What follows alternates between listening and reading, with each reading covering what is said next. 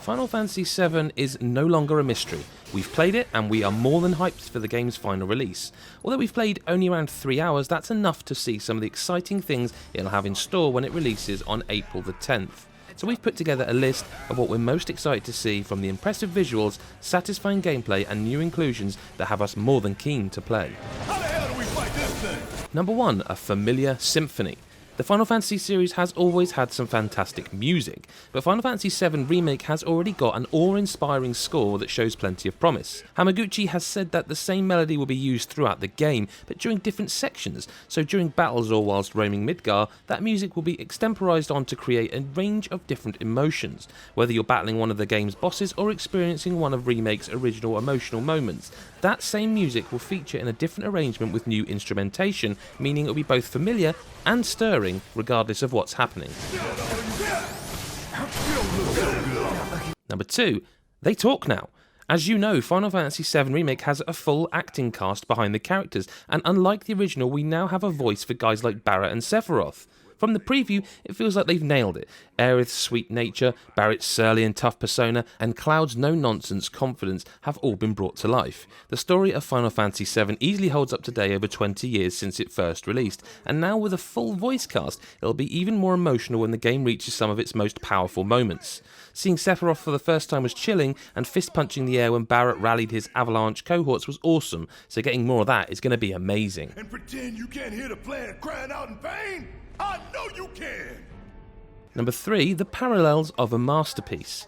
When you hear the term remake or remaster, it can lose its meaning, what with so many happening throughout the current gen's lifespan, and there only being a handful of games worthy of feeling like they've been truly remade. Final Fantasy VII Remake has been completely remade, much like Resident Evil 2 was last year. This is obvious, I know, seeing as the original released on the PlayStation 1, but so much care has been put into making this a completely new game, it's unreal. However, with the remake, Square Enix has done such a fantastic job of keeping much of the original part of it, from certain camera shots from original locations and cutscenes, to pathways and computer terminals remaining exactly the same. They want to make sure this is a new experience, but with an uncanny familiarity that will please old and new fans alike.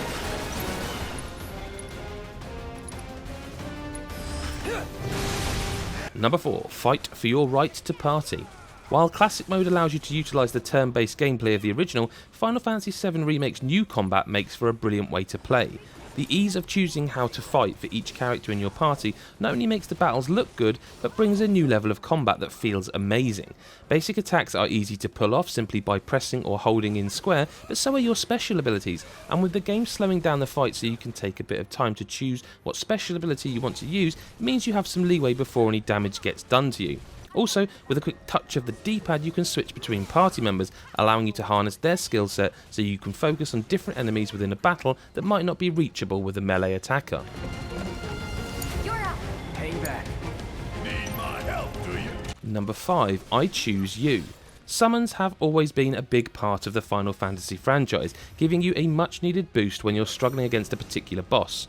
During one fight in Chapter 7 of the remake, I finally got to experience firsthand how they work. I summoned a Leviathan, and my word, it was beautiful.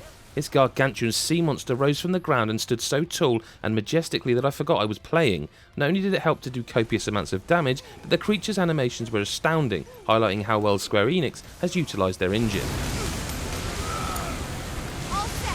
Number 6, The Face of Beauty. Seeing as they were talking about visuals, I can't even begin to say just how good this game looks. The first time I saw Aerith up close, I almost shed a tear. You can see the pores in her skin, with the thousands of her hair strands blowing in the wind, the twinkle in her eye as the light reflects off her pupils, and the pastel colours of her warm and gentle face make you feel as though you can almost sense her next to you. It's breathtaking. Of course, Cloud, Barret, Tifa and Sephiroth also look this detailed, and throughout the preview I kept pinching myself to check whether I was actually playing Final Fantasy VII Remake or if it was just some kind of amazing dream. Number 7, welcome to Midgar. The visuals don't just impress when it comes to character animations. Although I didn't get to see much of Midgar, I was treated to some of the city after the wake of the Mako silo explosion. NPCs are frantically searching for family members and crying out following the terrorist attack. The streets are filled with shops and buildings heavily detailed with signs, textures and colour. During the presentation at the start of the event that I played the game, Kitase and Hamaguchi showed off some images of what to expect from the city of Midgar, and we're going to get to see a lot, such as lush forests, bustling city life, mountain ranges and more. Regardless of the limited nature of what I saw of Midgar, the interiors of the 2 silos are stunning, from the corridors to the various rooms lined with machines and spare parts. The detail is staggering. So, what do we do? Don't get hit.